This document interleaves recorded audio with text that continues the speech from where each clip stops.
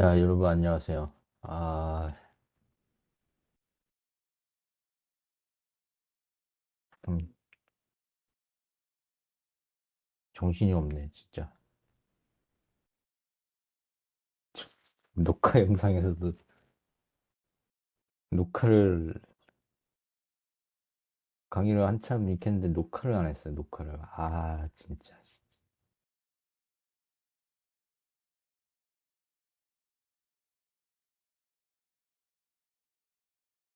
아, 이런 사람이 이렇게 정신이 없을 수가 있나?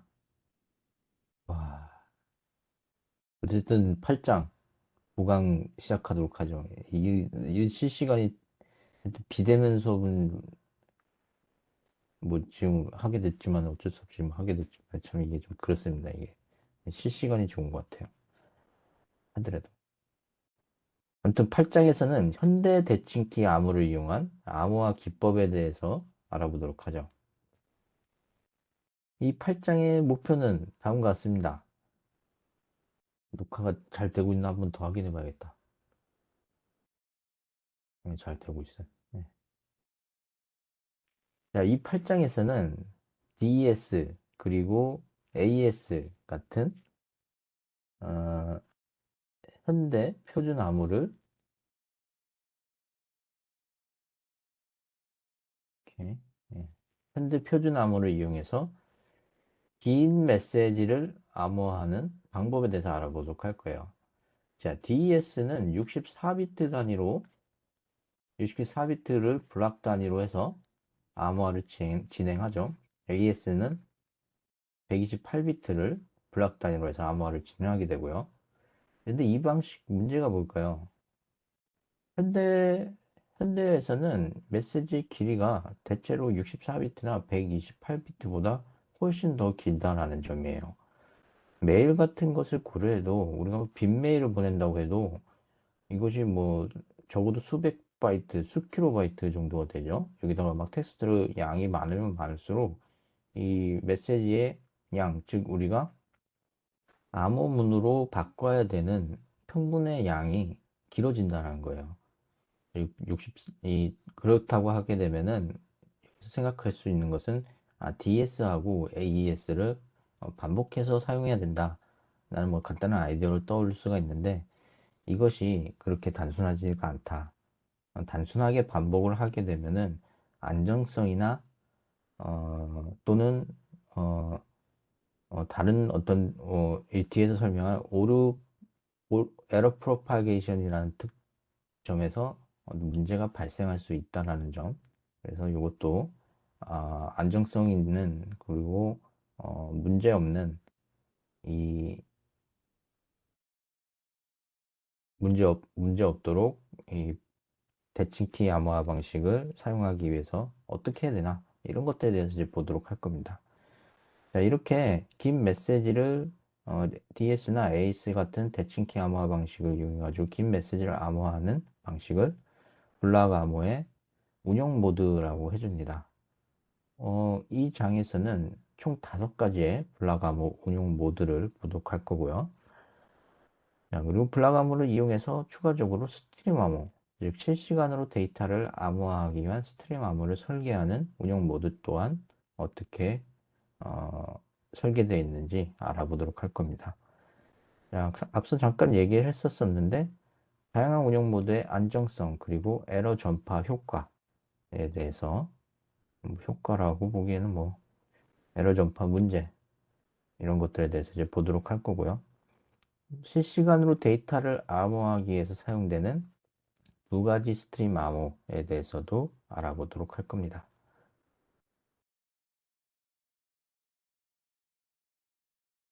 자, 먼저 현대블록 암호의 5가지 운용 모드에 대해서 알아보도록 하죠. 어, 총 5가지 ECB, CBC, CFB, OFB, CTR 이 5가지 모드들이 있습니다.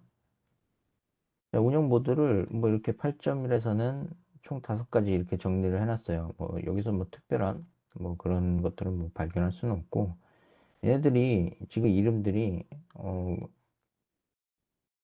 그렇게 이야기가 딱 다가오지 않는 네이밍들이라는 것은 알 수 있을 것 같아요. 일렉트로닉 코드북, 사이퍼 블록체이닝, 사이퍼 피드백, 아웃풋 피드백 카운터. 자, 근데 이 이름들이 이 블럭 암호의 5가지 이름 운영 모드에 대한 이름들이 각각 어떤 설계적인 특징들을 잘 반영한 그런 이름이다라고는 할 수 있고요. 자, 그래서 왜 이런 이름을 갖는지 잘 생각을 해보면서 어, 각각 운영 모드가 어떻게 동작하는지 알아보도록 하죠. 자, 운영 모드 중에서는 가장 간단한 모드가 일렉트로닉 코드북 모드예요. 일렉트로닉 코드북 모드입니다. 일렉트로닉 코드북 모드, 우리나라 말로 전작, 전작 코드북, 전자 암호북 모드, 뭐 이렇게 얘기를 할 수가 있습니다. 자, 먼저 노테이션부터 보도록 할게요. E는 인크립션, 암호 알고리즘, D는 디크립션, 복호 알고리즘, PI는 i번째 평문 블락을 의미해 줍니다. CI는 i번째 암호문 블락을 의미해 주고요. K는 시크릿키, 비밀키를 의미해 줍니다. 일단은 뭐 비밀키, 우리가 뒤에 뭐 공개키 암호화 방식에서 비밀키, 공개키 이런 거에 대해서 얘기할 건데 현재로는 뭐 이 AES나 DS 사용하는 그냥 키라고 그렇게 이해해 주시면 됩니다. 자, 암호문은 이 ECB 모드에서 다음과 같이 얻을 수 있다. 평문, i번째 평문 블락을 키 K를 사용하는 암호문 알고리즘을 입력해서 i번째 암호문 블락을 얻는다. 암호화 절차는 다음과 같이 표현하죠. i번째 암호문 블락을 키 K를 사용하는 복호 알고리즘을 이용해서 i번째 평문 블락을 얻는다라고 이렇게 쉽게 해석할 수가 있습니다. 그림을 보면은 이 ECB 모드가 왜 단순한지 알 수가 있어요. 자, 암호문 과정 보게 되면은 단지 n비트짜리 평문 블락을 어, 총 이제 총 평문의 총 평문을 n개의 평문 블락으로 쪼개고 각 평문 블락은 n비트의 길이를 갖는다. 여기서 이제 n비트라는 것은 DES 같은 경우에서는 64비트가 될 거고 이 AS 같은 경우에는 n값이 128이 되겠죠. 그래서 각각 이 TK를 사용해 가지고 암호화해서 역시 각각의 암호음 블락을 얻은 다음에 이것을 통째로 정송하는 방식이 바로 이 CPU 모드에 해당이 된다. 복화 과정도 역시 단순하겠죠.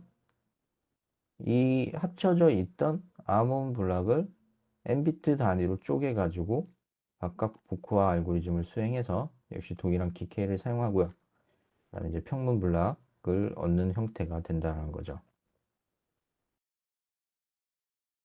자, 그래서 예제 8.1에서 언급한 대로 밥, 즉 수신 측이 앨리스, 송신 측이 전송한 암호화된 평문 블록을 정확하게 복구할 수가 있습니다.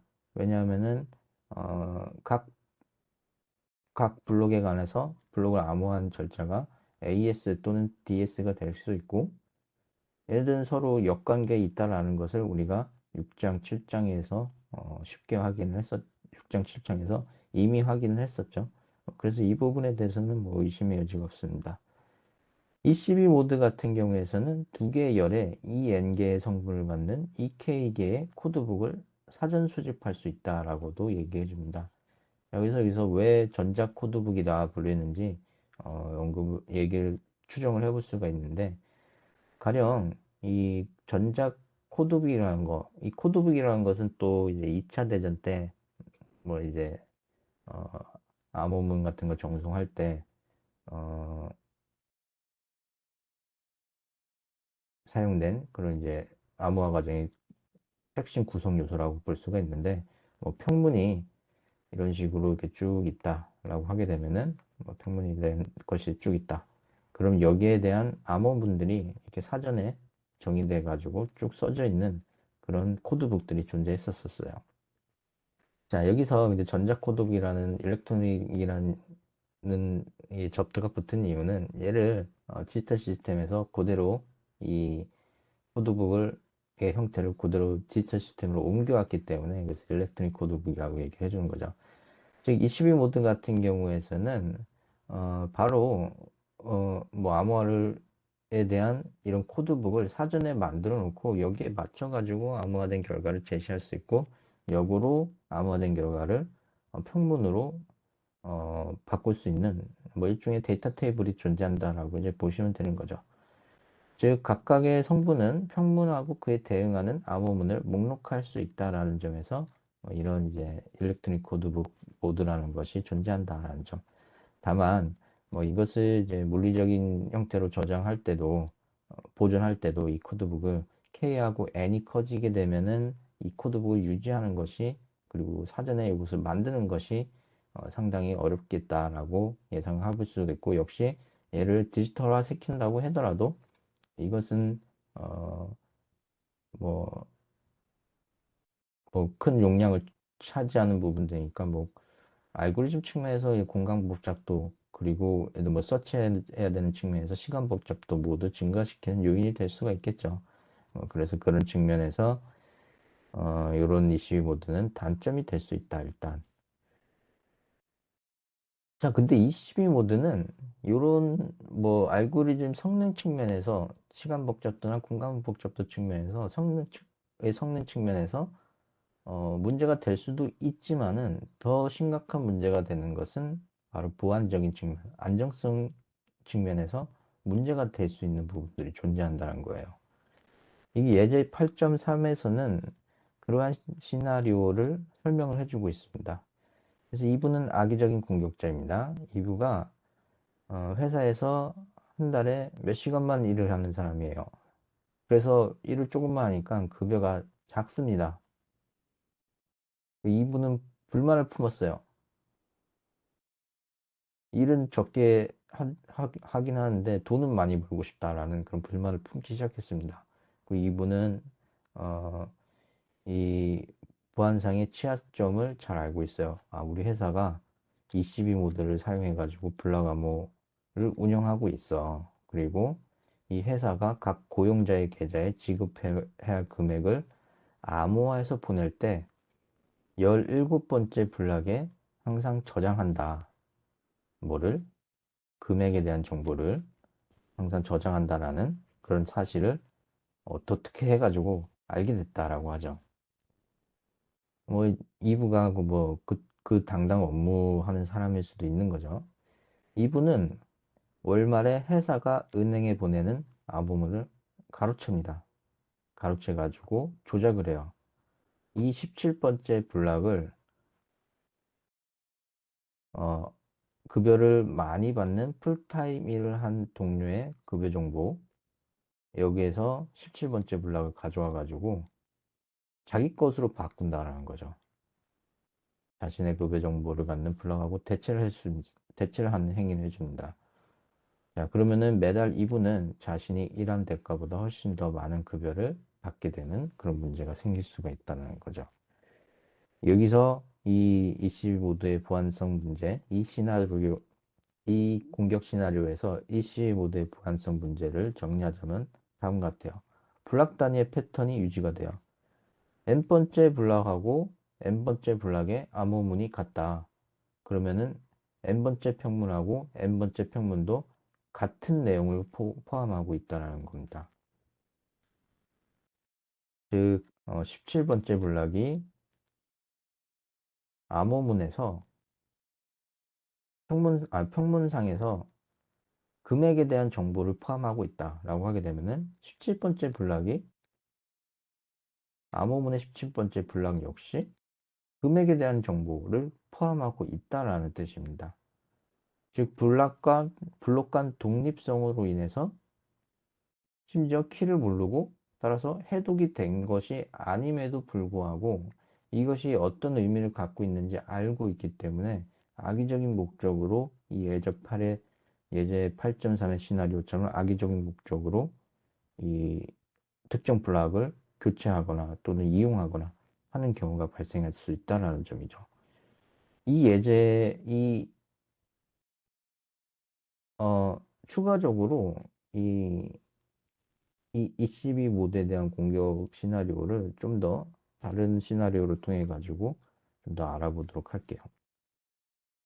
어떤 은행의 송금 의뢰 데이터가 ECB 모드로 암호화를 진행하고요. 다음과 같이 세 개의 블록을 사용한다라고 할게요.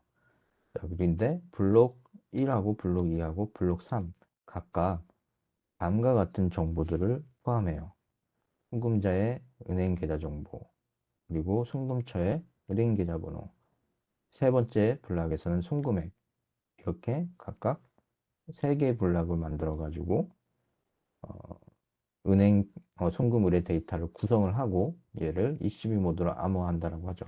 자, 그러면은 암호화된 블록도 역시 암호화 블록 첫 번째도 송금자 은행 계좌, 암호화 블록 두 번째도 송금처 은행 계좌, 세 번째 암호화 블록도 송금액이라는 데이터가 들어간다라는 점을 알 수 있다는 거죠. 송금을 한 데이터를 받은 은행은 이 지정된 금액을 송금자로부터 송금처의 계좌로 이동시키는 역할을 해요. 은행은 별다른 조치 없이 오로지 이 세 개의 블록으로 받은 데이터, 이 세 개의 블록으로부터 얻은 정보만을 이용해 가지고 송금처의 계좌로, 송금자로부터 송금처의 계좌로 이동시킨다는 거죠. 자, 예를 들어서 A-5374의 계좌로부터 B-6677의 계좌로 1억 원을 송금한다. 그런 데이터를 만들어 보자. 자, 그러면 첫 번째 평면 블록, 송금자의 정보 A-5374가 들어가요. 5374. 자, 그리고 이, 이 블록의 길이만큼 이 A5374라는 단어가 충분히 길지 않기 때문에 나머지 부분들 패딩한다 라고 하죠. 두 번째 평문 블록은 송금처가 들어갑니다.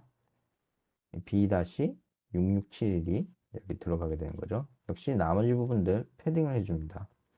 세 번째 평문 블록은 1억에 해당되는 금액이 쭉 입력이 되고 나머지 부분들 역시 패딩한다 라고 보면 되죠. 얘는 AS든 DS든 어쨌든 암호화를 진행했다라고 보도록 할게요. 자, 그러면은 이 암호문 블럭을 악의적인 공격자 2부가 가로챈다라고 해도 암호문 블럭의 어, 첫 번째 암호문 블럭에서 송금자가 무엇인지 알 수 없고 송금처가 무엇인지 알 수 없어요. 마찬가지로 송금액도 알 수가 없다는 거죠. 왜냐? 키 값을 모르고 특히 우리가 이 7장에서 봤었던 AS 같은 강력한 그 해독이 불가능한 이 대칭키 암호 방식을 사용하고 키 값도 2부가 모른다 라는 상황에서는 이 암호음 블록 1, 2, 3를 해독하는 것은 어렵죠. 거의 불가능하다라고 이제 볼 수가 있습니다. 자, 그런데 이 악의적인 공격자 2부는 적어도 암호음 블록 1, 2, 3가 어떤 이제 내부 정보 뭐 그런 거에 의해 가지고 얻을 수가 있다라는 하고 가정을 하도록 할게요. 암호음 블록 적어도 1, 2, 3가 각각 송금자, 송금처, 송금액을 의미한다라는 사실은 알고 있어요. 알고 있다는 거죠. 자, 그러면은 이 멜로디가 이 의도적으로 송금을 데이터를 하나 만들 수가 있는 거죠. 먼저 이 송금자는 자기 자신일 수 있어요. 예를 들어서 아까 봤던 A5374가 자기 자신이고 자기 자신의 자기 자신의 계좌번호고 B6671이 내가 돈을 뺏고 싶은 사람의 계좌번호다. 그리고 C가 뺏고 싶은 금액이다. 탈취하고 싶은 금액이다라고 하도록 하죠. 자, 이 데이터를 만들고 어, 데이터를 만들어 가지고 이 뭐 적어도 뭐 암호문 결과를 알아야 되니까 뭐 요거를 이제 한 번은 보내야 되겠죠. 한 번은 어, 한 번은 은행으로부터 요 결과가 어떻게 암호화되는지는 확인을 해야겠죠. 자, 그래서 해서 암호문된 결과를 탈출해요. 요런 거라고 이제 보도록 할게요. 자, 그리고 송금자하고 송금처를 교체해 버리는 거죠. 블록 첫 번째 블록하고 두 번째 블록을 교체를 해가지고 다시 은행한테 보내는 거죠. 자, 그러면 은행은 어, 꼼짝없이 송금처하고 송금자를 바꿔가지고 금액을 보내게 된다. 이때 아까 이제 얘기한 대로 이 송금자는 이부의 계좌, 송금처는 돈을 뺏고 싶은 사람의 계좌, 공격 대상의 계좌라고 하게 된다면은 이 공격 대상으로부터 이부는 1억 원을 받을 수 있다라는 뺏을 수 있다. 그리고 이것이 여러 번 반복하면은 어, 돈이 고갈될 때까지 계속해서 받을 수 있겠죠. 처음 한 번 1억 보내고 내가 먼저 1억을 보내고 그 다음에 거기에 대한 암호문 블럭 탈취하고 그것을 이용해 가지고 송금자하고 송금처를 바꿔가지고 몇 번 돈 다 떨어질 때까지 그래서 보내는 방식으로 해서 이 어, 공격 대상으로부터 돈을 뺏을 수 있다라는 그런 시나리오가 이제 가능해집니다. 자, 뭐 원래는 그래서 A5374의 계좌에서 B667자의 계좌 6671의 계좌로 1억 원 송금하는 메시지였는데 얘를 이제 바꿔서 1억 원을 송금하라는 정반대 지시로 바꿀 수가 있다라는 점. 이 점이 이제 22 모드에 문제가 된다라는 점입니다. 이 블락한번 모드에 대해서 그 전에 다시. 자, 그러면은 얘를 어떻게 해야 될까요? 각각 블락이 결과적으로 암호음 블락이 독립적으로 진행된다라는 점. 독립적으로 P2, P1, P2, P3가 서로 독립적으로 암호문이 진행된다라는 점이 바로 여기서 이제 문제가 된다라는 점이죠. 자, 그래서 암호문을 이 이후에 등장하는 블락 암호 모드에서는 가령 예를 들어서 이전의 암호문 또는 이전의 어떤 암호화의 결과 같은 것을 이용해 가지고 다음 암호문을 생성하는데 영향을 미치도록 그렇게 블락 암호 모드를 운영을 해줍니다.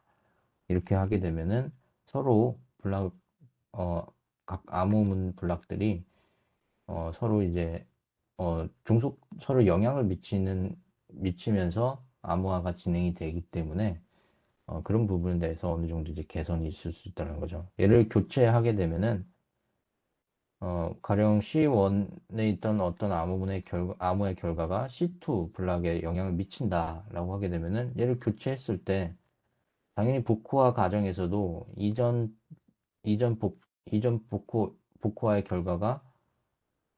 결과를 이용해서 영향을 고려해서 복화를 진행할 건데 단순히 교체한다라고 하게 되면은 복화가 올바르게 진행되지가 않겠죠. 하여튼 그런 점을 이용할 겁니다. 뒤에서 좀 이제 다시 자세하게 보도록 하죠. 오류 파급이라는 문제가 있어요. 이 오류 파급 같은 문제는 블락 암호를 어, 여러 개 이제 블락 암호문 블락을 전송하게 되겠죠. 이것을 좀 그러면 통신에서는 무선 채널이든 유선 채널이든 간에 역시 하나의 비트라도 에러가 발생할 가능성이 존재하게 됩니다. 암호문 블록 내에서.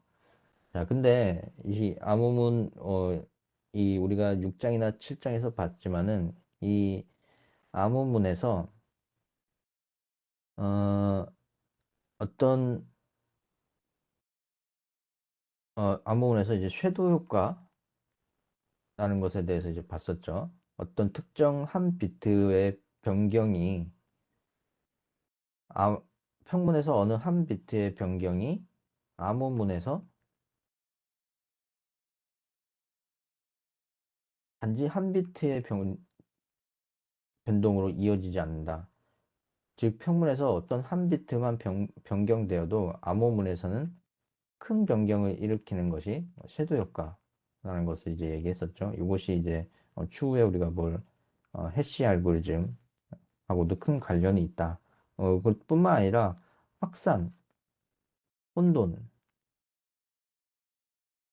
이런 것과도 역시 관련이 있다는 점이죠. 즉 어떤 우리가 블럭 암호를 전송을 했는데 여기서 블럭 암호에서 특정 블락에서 어떤 한 비트가 에러가 발생을 했어요. 그때 얘를 이제 복구하게 되면은 이 에러 때문에 역시 복구가 올바로 진행되지 않는다라는 점이에요. 자, 근데 이 12 모드에서는 이것이 단지 한 블락 내에서만 발생하게 되고, 여기서 발생한 어떤 한 블락에서 발생한 문제가 이 다음 블락의 암호문을 복구할 때는 영향을 미치지 않아요. 왜냐? 아까 이제 이전 슬라이드에서 얘기했듯이 이 암호문은 독립적으로 ECB 모드에서 평문은 독립적으로 각각 암호화가 되기 때문에 애초에 서로 영향을 미치지 않는 방식으로 블락 암호 모드를 운영하고 있기 때문이에요. 자, 근데 다른 이 이후에 다음에 등장할 블락 암호 운영 모드에서는 이 오류 파급이 ECB 모드보다 더 오류파급 효과가 더 강력하게 작용을 해서 어떤 특정 블럭 암호문에서 발생한 오류가 암호문 블럭에서 발생한 오류가 다음 블록에 있는 암호문 다음 암호문 블록에서도 역시 영향을 미친다라는 그런 문제가 발생할 수가 있어요. 이것이 오류가 어, 파급된다, 오류가 확산된다. 그래서 에러 프로파게이션이라고 그렇게 얘기를 해줍니다. 즉 오류파급은 22 모드에서 는 존재하지 않기 때문에 이 여기서는 그것이 무슨 의미인지는 약간 이해하기는 어려울 수가 있어요. 다음 블로그 암호 모드에서 다시 한번 요거에 대해서 언급을 해보도록 하죠. 자, 그리고 암호문 스트링이라는 것이 있어요. 암호문 스트링, 사이퍼 텍스트 스트링이라고도 하는데 이것은 마치 암호문을 훔친다라는 의미로 직역하면 그렇게 해석이 되기 때문에 공격 시나리오의 일종이 아닐까라고 생각을 해볼 수 있는데 그렇지는 않습니다. 암호문 스트링, 이제 사이퍼 텍스트 스트링 줄여서 CTS라고 부르게 되고요. 아까 이제 저 2부의 공격 시나리오에 대해서 얘기했지만은 블락 암호 모드 같은 경우에서는 그거랑 조금 차이는 있네요. 블락 암호 모드 같은 경우에서는 이 DS는 64비트, AES는 128비트죠. 자, 평문이 64비트나 128비트로 딱 떨어진다라고 하게 되면은 이 패딩이라는 것은 할 필요가 없어요. 나머지 부분도 이제 128비트로 딱 떨어지지 않다고 하면은 근데 떨어질 가능성이 현실에서는 딱 떨어지는 경우보다 떨어지지 않는 경우들이 훨씬 많겠죠. 그래서 마지막 블락이 평문의 마지막 블락이 평문의 마지막 블락이 이 128비트 미만이면은 얘를 패딩을 해가지고 마지막 블럭도 이 블럭 단위로 맞춰줘야 된다. 라는 걸 맞춰주는 역할을 해주는 것이 이제 패딩이다 라고 볼 수가 있습니다. 패딩 없이 ECB 모드를 사용하도록 해주는 것이 바로 암호문 스트링인데 왜 암호문 스트링이냐? 암호문 중에서 일부를 취해서 그것을 패딩을 하도록 일종의 패딩 역할을 하도록 나머지 마지막 비트의 빈 부분을 채워주는 그런 기능을 해주기 때문에 암호문 스트링이다 라고 볼 수가 있습니다. 자, 정확하게는 이 암호문 스트링에서 마지막 두 개의 평문 블록 pn-1, 즉 pn을 아래와 같은 규칙에 의해 가지고 암호화하는 방식이다 라고 볼 수가 있습니다. 자, 여기서 x는 마지막 바로 이전의 평문, 여기까지는 AC라고 치게 되면은 128비트를 만들고 있겠죠. 128비트 길이에 해당되겠죠. 얘를 암호한 결과가 X라고 하고, 그리고 CN을 이 X로부터 왼쪽 최상위 N비트를 선택한 비트열이다 라고 하도록 하죠. 자, 그리고 Y는 마지막 비트에다가 n-mx에서 이전 비트의 암호문한, 이전 블락의 암호문한 결과인 x에서 오른쪽 최상위 n-m 비트를 선택한 값이다 라고 보도록 하죠. 여기서 그러면은 cn은 요게 되고, cn은 요거라고 했고, cn-1은 y 값을 얘를 입력받아 가지고 암호문한 결과다 라고 할 수가 있습니다.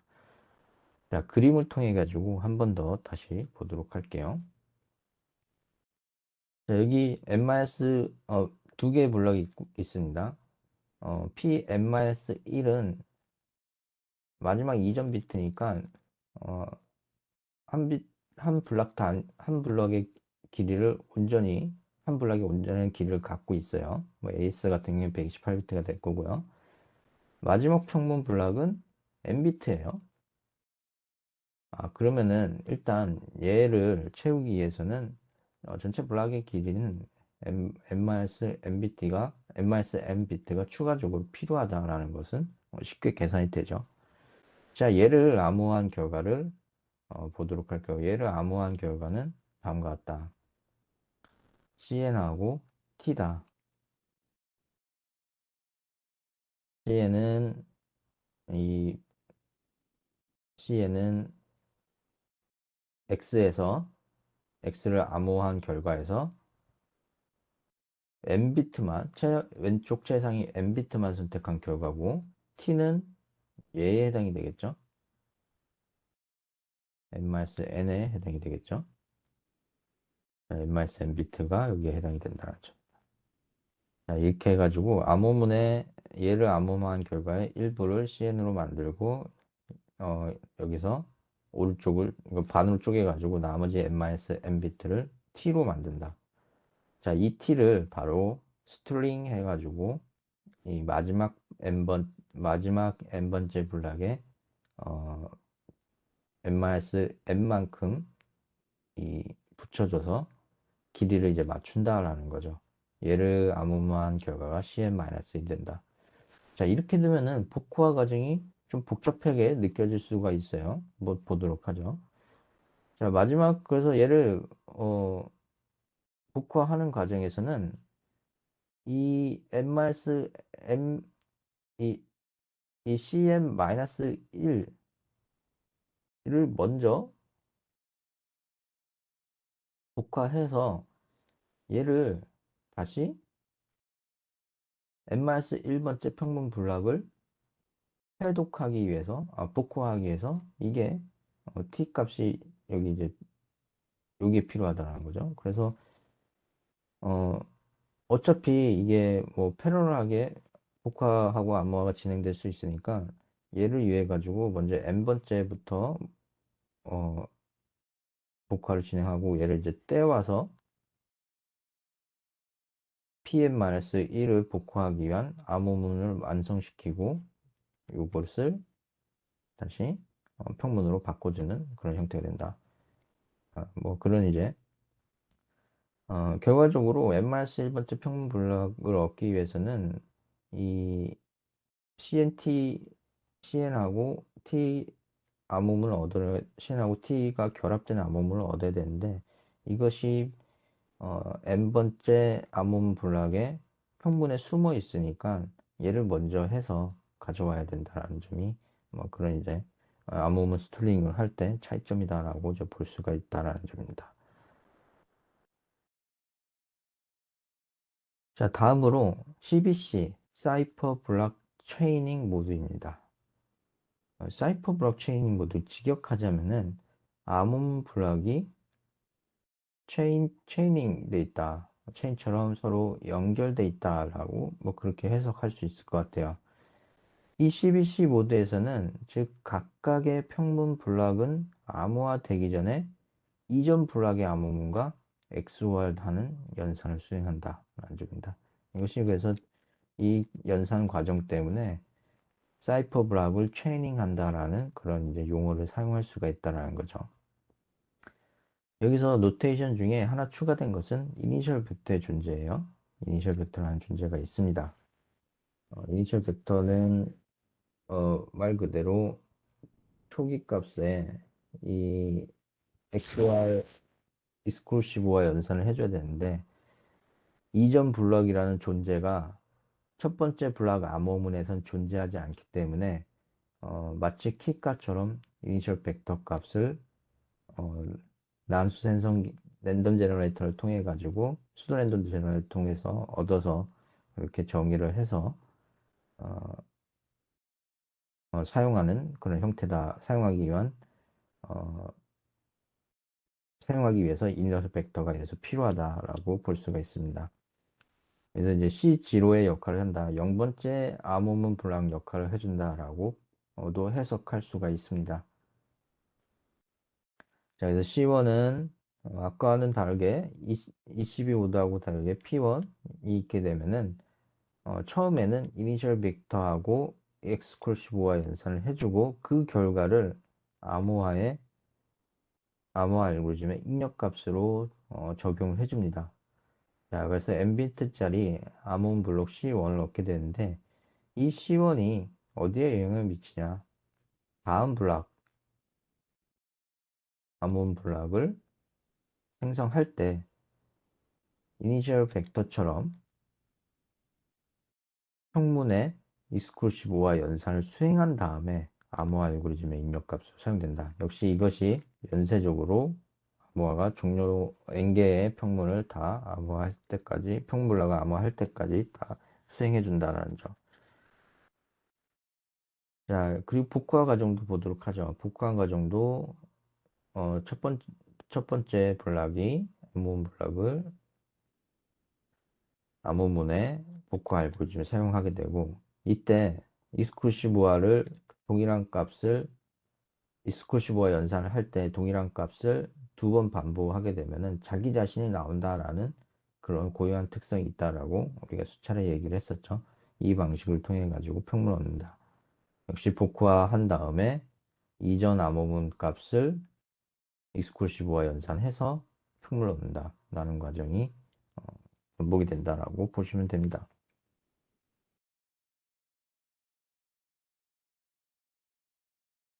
얘를 수식으로도 볼 수가 있겠죠. C0는 이니셜 벡터예요. i번째 암호문 블락은 암호화를 진행하되 이번엔 입력값이 평문하고 이전 암호문 블락하고 익스클루시브한 연산의 결과다. 자, 그리고 복화 과정에서는 역시 C0는 이니셜 벡터고요. 지금 0번째 암호문 블록은 이니셜 벡터고요. I번째 평문 블락은 Ci에서 얘로 얘를 어, 얘를 복화하게 되면은 얘가 PI 디스콜시브와 CI-1이 되겠죠. 여기에 CI-1을 한 번 더 디스콜시브와 연산꼴이 되니까 평문 PI만 남는다는 뭐 간단한 계산 결과가 나온다는 거죠. 자, 이렇게 하게 되면은 이전 암호문이 이전 암호문 블락이 다음 평문 암호문 블락을 암호화한 다음 암호문 블럭에 다음 암호문 블락에 영향을 미친다는 거, 어, 알 수가 있습니다. 자, 그래서 22 모드하고 분명히 구분이 돼요. 22 모드는 완전히 독립적으로 진행되는데, 평문 블락은 그렇지 않다라는 점. 저기, 이, 사이퍼 블락 체이닝 모드에서는 그렇지 않다는 점, 쉽게 이해할 수가 있을 겁니다. 자, 예제 8.4에서 앨리스가 암호화한 평문 블락을 밥은 정확하게 복구할 수 있다. 복구할 수 있다. 우리 수식을 통해서 확인했죠. 왜냐하면 암호화하고 복구화 과정은 서로 역관계에 있고 익스클루시브와 연산을 반복하게 되면은 자, 이렇게 반복하게 되면은 A 자기 자신이 나오는 것처럼 그렇게 얻을 수가 있다. 라는 점.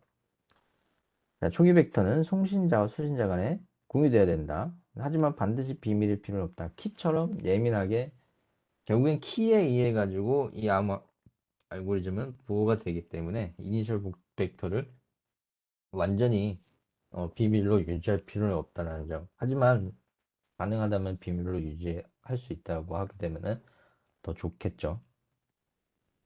여기서 에러 프로파게이션 문제는 어떻게 발생할까요? 이 ECB 모드에서는 각각 독립적이기 때문에 독립적이고 이 사이퍼 블록 체이닝 모드에서는 즉 CBC 모드에서는 하고는 ECB 모드에서는 독립적이고 블록 모드, CBC 모드에서는 각각 블록 암호 문이 영향을 미쳐요. 미치기 때문에 이 오류가 다음 블락으로 이전이 될 수가 다음까지 그 영향이 미쳐질 수가 있습니다. 자, 즉 암호 블록 CJ가 정송 도중 한 비트 오류가 발생했다. 자, 그러면 22 모드처럼 이 오류의 영향이 자기 자신에만 국한되는 것이 아니라 얘를 익스클루시브와 연산을 해줘요. 평문하고 익스클루시브와 연산을 해주죠. 자, 그러면은 어떻게 되겠어요? 복구할 때도 이 PI하고 CI-1을 연산한 결과가 하고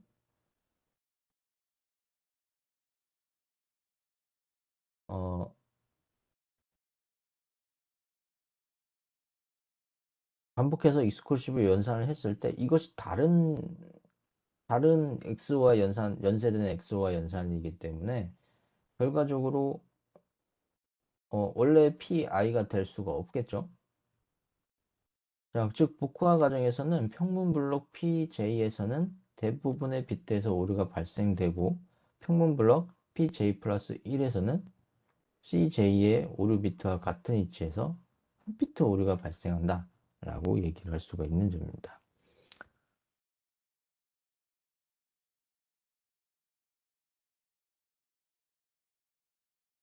제 CJ가 정송 도중 한 비트가 오류가 발생했다. 그럼 PJ에서는 대부분의 비트에서 오류가 발생하고 평문 블록 PJ 플러스 1에서는 CJ의 오류 비트와 같은 위치에서 한 비트 오류가 발생한다.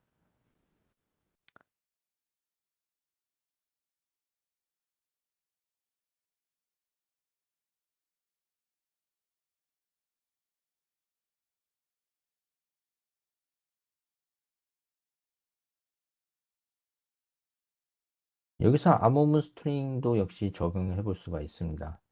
암호문 스트링 모드를 ECB 모드에서는 설명한 암호문 ECB 모드에서 설명한 그 암호문 스트링 기술은 역시 CBC 모드에서도 적용이 될 수가 있습니다. 이 수식을 보도록 할게요. U가 PN-1, 즉 마지막 평문 블락 직전의 평문 블락하고 이 CN-2를 익스클루시브한 연산한 거라고 볼 수가 있겠죠. 이전 암호문이 얘에 해당이 되니까. 그리고 X는 EKU, 그리고 CN은 역시 헤드, 여기서 왼쪽에서 n비트만큼 취한 거, 그리고 VN은 여기서 n-n만큼 가져온 거. 약간 차이점은 이 ECU 모드하고 차이점은 n- 헤드 함수인 것만 헤드 함수에서 헤드 함수가 ECU 모드하고 CBC 모드에서 동일한 기능을 하는 것은 동일한데 이 즉, 이 부분은 동일하지만은 마지막 부분을 채울 때는 이제 0을 덧붙이는 그런 형태로 어, 꼬리 부분에 대해서는 그렇게 처리하지 않는다는 점이 이제 좀 22 모드하고 다르게 처리한다라는 점이 좀 차이가 있습니다. 그 부분만 차이가 있다라는 점. 자, 여기 그림으로 보게 되면은 엔비트가 n-1번째 평문 블럭이 엔비트로 이루어져 있고요. 여기서 이제 마지막 평문 블럭이 n비트여가지고 n-n비트만큼 모자르게 된다라는 점이죠. 자, 그런데 이 경우 같은 경우에는 0으로 그냥 채우고요. 다만 암호문 이 스트링을 할 때는 이 t 값을 어, 이 n-1번째 평문 블럭을 암호한 결과로부터 얻고요. 얘를 이, 이 평문하고 0으로 채운 평문하고 이스코시브와 연산하게 되면은 그 결과 역시 이 부분이 이 암호문으로 들어가기 전에 얘에 의해 가지고 테일에 의해 가지고 변경이 될 거기 때문에 굳이 얘를 22 모드처럼 t로 채워 가지고 할 필요는 없다. 처음부터 t로 가게 할 필요는 없다. 이 부분은 어차피 t의 영향을 받는 요소다. 부분이다라고 그렇게 얘기를 할 수가 있는 거죠. 결과적으로 이 22, 얘를 제로 패딩을 해가지고 22 모드와는 조금 차이가 있는 것처럼 보이겠지만은 익스코시브와 연산을 수행하기 때문에 이 부분이 테일의 MRS 1번째 암호문의 테일 부분에 영향을 받는 요소가 된다. 비슷한 효과를 얻을 수 있다는 점이죠. 역시 그리고 이제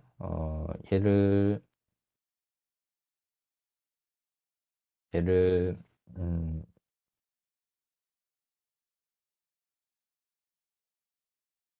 n- 복구할 때도 뭐 이런 식으로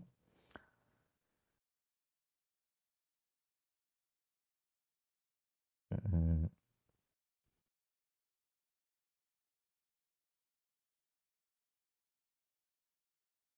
예, 복구할 때도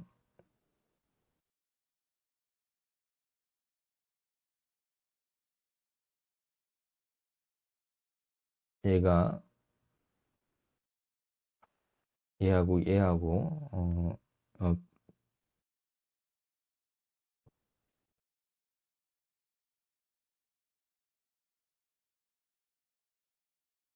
아유,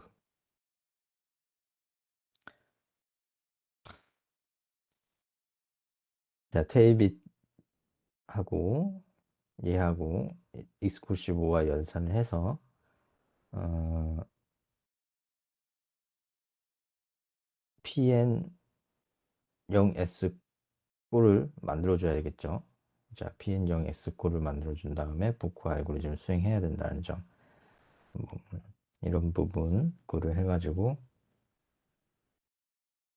암호문 스트링이 진행이 된다라고 이제 보시면 됩니다.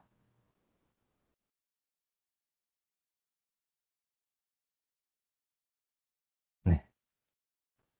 다음으로 사이퍼 피드백 모드에 대해서 보도록 하죠. 사이퍼 피드백 모드, 줄여서 CFB 모드라고 해줍니다. 이 모드에서는 DS나 AS의 블럭의 크기가 n이지만 앞서 봤던 거하고는 다르게 역으로 이 블럭보다 이 평문이 암호문 블럭의 크기보다 작은 경우에 대해서 좀 더 효과적으로 운용할 수 있는 모드다라고 이제 보시면 돼요. 이 평문의 크기가 R인데 이 R이 DS나 AS의 블럭 크기인 N보다 작은 경우다라고 보시면 됩니다. 여기서 우리가 추가적으로 확인해야 될 노테이션은 SI, Shift 레지스터, I번째 Shift 레지스터, 그리고 TI, I번째 임시 레지스터라는 것이 존재하게 돼요. 이니셜 벡터는 S1, 첫 번째 Shift 레지스터의 값에 해당이 됩니다. 자, 시프트 레지스터가 정의가 돼 있다라고 볼게요. 어떤 식으로든. 이니셜 벡터가 첫 번째 시프트 레지스터요. n비트째 시프트 레지스터에 해당이 되고요. 자, 여기서 K 값, 키 K를 이용해 가지고 암호화를 진행해 줘요. 자, 그러면은 이 CFB에서 앞서 봤던 두 개의 암호 블록하고 가장 큰 차이점이 뭐라는 것 같아요? 암호화 알고리즘을 평문을 직접적으로 암호화하는데 사용하지 않아요. 시프트 레지스터에서 있는 값을 이용해 가지고 걔를 입력 값으로 해서 암호화를 진행한다는 거죠. 그래서 그 결과를 템포러리 레지스터에다가 저장해 줍니다. 이 중에서 가령 n보다 작은 r비트가 있다. n보다 작은 r비트가 있다. 그 r비트만큼만 취해서 키값으로 활용해요. 일종의 키값으로 활용하고 평문 r비트를 얘하고 이스코시 보안 연산한 결과를 암호문으로 취급한다는 거죠. 이 암호문은 어, 다음 블락에서 n비트 n비트만큼 시프트 레지스터에 입력값을 적용해가지고 이동하도록 특정 비트만큼 이동하도록 그렇게 이제 또 값이 변경이 될 거고요. 역시 이것이 암호화. 그리고 키의 길이가 r비트로 정해져 있을 때 역시 키 값을 얻어서 얘를 두 번째 평문 블록에 대한 암호문으로 얻는다라는 거죠. 그래서 그런 식으로 쭉 진행한다. 자, 이렇게 되면은 얘 값을 R 값을 어떻게 적용하냐에 따라 가지고 유연하게 이 운영할 수가 있는 거죠. 이 암호문 블록의 크기를 유용하게 운용할 수가 있다는 점이죠. 그런 점에서 앞서 두 개의 블록 암호 모드하고 차이점이 발견이 됩니다. 자, CFB 모드에서는 암호화 그리고 복호화는 블록 암호의 암호화 함수라는 것을 이용합니다. 자, 평블록하고 암호 블록 사이의 관계 다음과 같이 정의될 수가 있어요. 자, 인크립션 암호문 블록 i번째 암호문 블록 CI는 PI하고 이스코시브와 연산을 한다. 뭐하고? 시프트 레지스터의 값. 이때 시프트 레지스터의 값은 영향을 미치는 요소는 이전 암호문의 결과다. 얘를 암호화한 결과를 중에서 R 길이만큼, 즉 데이터 블락의 길이만큼 취해서 얘를 익스큐시브에 연산한다. 얘는 그리고 복화 과정은 이것의 역순이다라고 볼 수가 있다는 거죠. 익스큐시브한 연산 결과를 반복을 하니까 암호 평문이 나올 수가 있다는 거죠. 얘를 전체를 A로 보게 되면은 얘가 A가 되고 그럼 AA 해가지고 PI가 남는다는 겁니다. A 익스클루시브와 A에서 PI가 납니다. 자, 그래서 이 암호문 보게 되면은 자, 왜 여기 알비트보다 작냐? 작은 거에 대해서 작은 평문의 크기가 어 암호문 블록 크기보다 작은 경우에 대해서 언급을 했는데 필요하다고 했는데 왜 이렇게 여러 단계가 필요하냐라고 그렇게 생각할 수가 있는데 결과적으로 이것이 스트림 암호 형태라고 본다라고 하게 되면은 딱 적합하다. 매번 알비트 단위의 평문이 실시간으로 독착한다라고 해요. 그런 상황을 가정한다라고 하게 되면은 이 CFP 모드는 실스트림 암으로 취현해가지고 우리가 생각해 본다라고 하게 되면은 매우 적합한 암호화 방식이 될 수 있다라는 거죠. 또 R은 최소 1이 될 수 있다라고 하면은 뭐 예를 들면 1비트씩 스트림 암호를 진행하는 암호 모드다라고 이제 또 볼 수가 있는 거고요. 자, 여기서 뭐 얘를 스트림 암으로써 사이퍼 블락 모드를 쭉 이렇게 해서 기술한다. 그러면은 키 제너레이터가 이렇게 있고 얘가 ci-이 값, 그 이전 암호문 값을 유지하고 있다가 새로운 r비트가 도착했을 때 똑같은 방식을 적용하는 형태로 스트림 암호 방식을 진행한다라고 암호 방식을 진행한다라고 하게 되면 이것이 그대로 이제 스트림 암호화가 된다라는 점. 키 값은 k로 유지를 하고 있고요.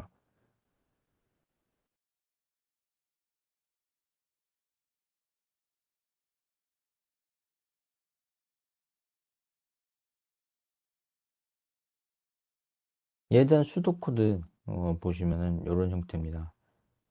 i가 이니셜 CFB 인크립션 암호화 단계는 입력값은 이니셜 벡터 값, k 값, 그리고 어, 평문 블락에 또는 암문 블락의 길이 r 값 3개를 입력으로 받는다. i 값은 1값을 초기화하고요. 여기서 이 평문 블락 pi를 입력으로 준 다음에 음,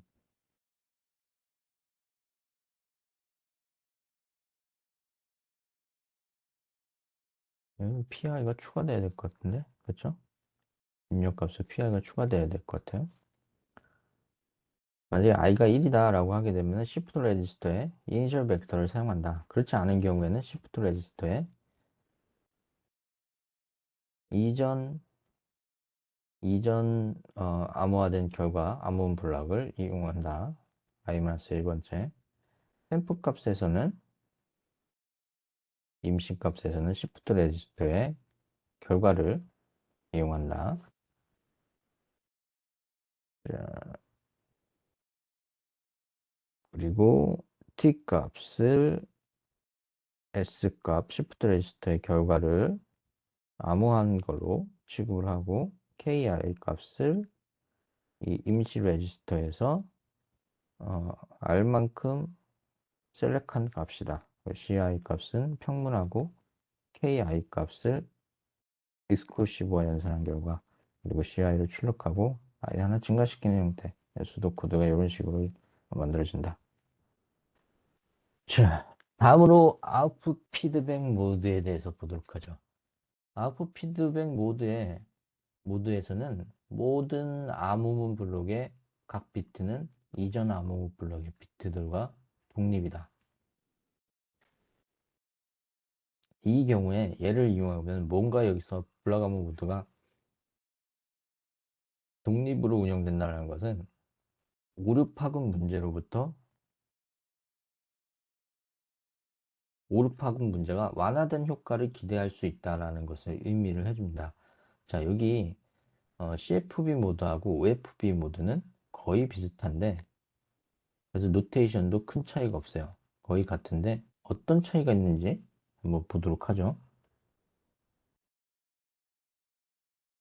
CFB 모드에서는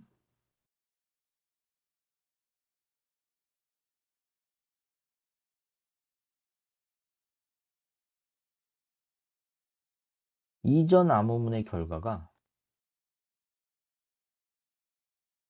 시프트 레지스터가 값을 만드는 데 영향을 미쳤어요. 자, 근데 OFB 모드에서는 그렇지 않다.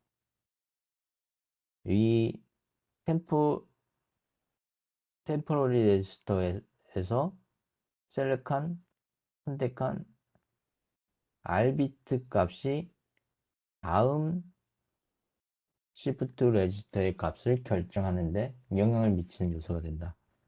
이렇게 오게 되면은 CFB, 이렇게 오게 되면은 OFB가 된다는 거죠. 즉 CFB, 사이퍼 피드백 모드에서는 암호문이 피드백이 된다. 시프트 레지스터에.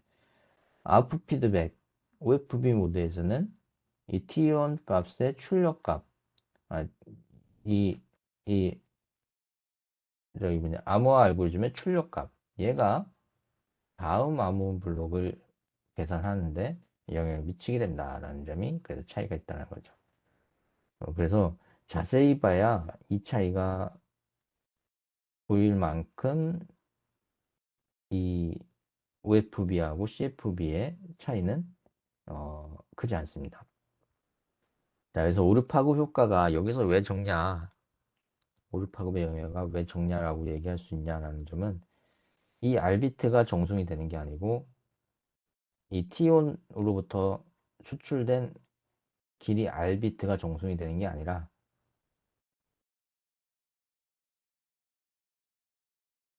얘가 되기 때문이죠. 얘가 정송이 되는 거죠. 그래서 얘는 정성 오류로부터 자유로운 거고 얘는 정성 오류에 영향을 미치는 요소이기 때문에 자, 오류 파급 효과가 오류 파급 효과를 이제 오류 파급의 영향을 피할 수 있다라고 얘기할 수가 있는 겁니다. 자, 그래서 OFB 스트림함으로써 OFB 모드 역시 CFB에서 큰 차이가 없는 것에서 유추할 수 있듯이 스트림함으로써 적절하다라고도 얘기할 수가 있고요. 거의 다 비슷하다라고 볼 수가 있습니다. 자, 얘가 R비트가 유선이든 무선 채널이든 통해서 정선이 되는 거고요. 암호원 블록 R비트가. 자, 그래서 얘는 오류가 발생할 수 있는 부분. 얘를 이용해 가지고 다음 암호문을 암호문 블록을 결정하기 때문에 이 CFB 모드에서는 오류가 발생할 수 있는 이 암호문 블록을 이용해 가지고 어, 역시 복화를 진행하기 때문에 오류 파급에 영향이 미칠 수가 있고요. 이 R비트 같은 경우 여기 있는 T1으로부터 얻는 RD의 비트 같은 경우에는 정송이 실제로 이루어지는 것이 아니라 여기서 스스로 계산해내는 부분에 해당이 됩니다. 수신 측에서. 자, 그래서 이 부분은 오류가 발생하는 부분이 전송할 때 오류가 발생하는 부분이 아니어서 오류 파급 효과가 크지 않다라고 얘기를 할 수가 있습니다. 여기 수도 코드 상에서 그래서 이 차이가 이 부분이겠죠. 그러면은 얘가 t 값으로 얻는 거였죠. 아까 이 CFB에서는 얘가 CI-1이었죠.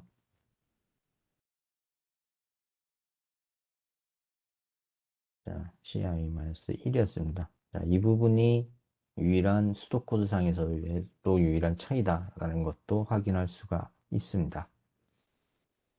자, 마지막 블라가의 모드로 카운터 모드라는 것이 있습니다. 줄여서 CTR 모드라고 해주고요. 이 CTR 모드는 아무것이 피드백이 존재하지 않아요. 자, 그래서 얼핏 보면은 22 모드하고 또 비슷해 보일 수가 있어요. 22 모드처럼 독립적으로 암호화를 진행하고, 자, 22 모드 할 때 언급하지 않았던 부분이 있는데, 독립적으로 하기 때문에, 패러럴하게 병렬 처리도 가능하게 돼요. 자, 그러면은, 암호화에 할 때 필요한, 병렬 시스템이라고 하게 되면은, 암호화에 소요되는 처리 속도도 크게 증가할 수, 속도는 감소할 수가 처리하는 시간이 감소할 수가 있겠죠. 시간이 크게 감소할 수 있다라는 효과를 얻을 수가 있습니다. 어쨌든 암호화시 피드백이 존재하지 않아요. 뭐 OFB나 CFB나 CBC 같은 것처럼 암호화시 피드백이 존재하지 않아요. 그러면은 다시 22호로 돌아오는 게 아니냐. 암호화 암호화하는 결과끼리 이전 암호문이나 또는 다른 암호화의 요소가 다음 암호문을 블락을 만들 때 영향을 미쳐야 우리가 처음 22모드에서 관찰했었던 것 같은 그런 공격 시나리오, 블락을 단순히 교체해가지고 원하는 것을 얻는 그런 공격 시나리오가 발생하지 않는 게 아니냐 라는 생각을 해볼 수 있는데, 여기서는 그런 부분을 보완하기 위해서 키스트림의 의사난수성을 갖는 카운터라는 값을 활용해요. 자, 여기서 그 카운터가 이 블락아모 모드에서는 핵심 요소이기 때문에 카운터 모드라고 얘기를 해줍니다. 자, 어, 여기 이제 노테이션은 앞서 봤던 노테이션하고 크게 차이가 없고요. 이제 이니셜 벡터 존재하게 되고, OFB 보드나 CFB 보드처럼 이 데이터 평분 블록 자체를 역시 암호화하지 않고 이니셜 벡터로부터 얻은 값을 최초에는 이니셜 벡터 값을 얘도 이제 난수 생성기로부터 얻겠죠. 값을 암호화를 진행한 결과 키케를 이용해서 암호화 진행한 결과로 K1 값, 현재 블럭에 대한 키값 K1 값을 만들고 얘를 암호화를 진행하는 방법은 평분하고 이스쿠시버 연산을 수행하는 형태다라는 거죠. OFB 모드하고 CPU 모드하고는 다르게 얘가 다음 블록 암호물을 수행하는데 이 암호문 C1은 영향을 미치지 않습니다. 다만 이 카운터라는 값을 이니셜 벡터로부터 인크리먼트 하는 방식으로 해가지고 결정을 해줘요. 이니셜 벡터가 특별한, 충분한 난수의 특성을 갖고 있다라고 하게 되면은, 비록 어, 여기다 카운트를 하더라도, 카운트를 하는 형태가 되더라도, 여전히 난수의 특성을 유지할 수 있기 때문에, 이것이, 이런 측면에서 이제, 어, 해독이 어렵게, 해독을 어렵게 하는 요소가 충분히 될 수 있다라는 점이죠. 어차피 이니셜 벡터는 이 암호 알고리즘을 어, 이용하게 되면은 여기 있는 K1 값이 무엇인지 어, 알기 어려울 겁니다. 더군다나 익스크루시브 연산까지 수행하게 되면은 뭐 그런 거 어려울 거다라고 뭐 쉽게 예상해 볼 수가 있어요. AES나 DES, 확산, 혼돈, 세도 효과 이것들이 그러한 역할들을 하겠죠. 역시 스트림 암호로서도 카운터 모드는 사용될 수가 있습니다. MBit짜리로 이렇게 쭉 만들어져 가지고 사용할 수가 있겠죠. 더군다나 어, 카운터 값을 알고 있, 카운터 값을 다음 n개의 키인 ki를 생성하기 위해서 이 카운터 값을 유지를 하고 있더라고 하면은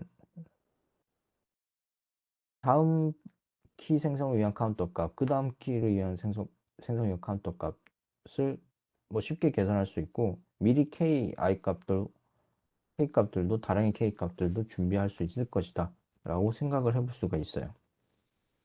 이제 스트림 암호로서 그래서 카운터 모드를 이런 식으로 역시 사용할 수가 있다. 여기서 카운터 값은 이 핵심은 이 부분에 카운터 값을 어떻게 증가시키냐. 기존 카운터 값, 일단 카운터 값의 초기 값은 이니셜 벡터로 만들고요. 기존 카운터 값에다가 평분락이 1번부터 n번까지 있다. 그러면은 평분락 수에 해당하는 것만큼 1을 더하고 여기다가 마이너스 1 한 다음에 2의 n승에 대한 모듈라 연산을 수행한다는 거죠. 카운터 값이 2의 n승, 2의 n승꼴이기 때문에 이제 얘보다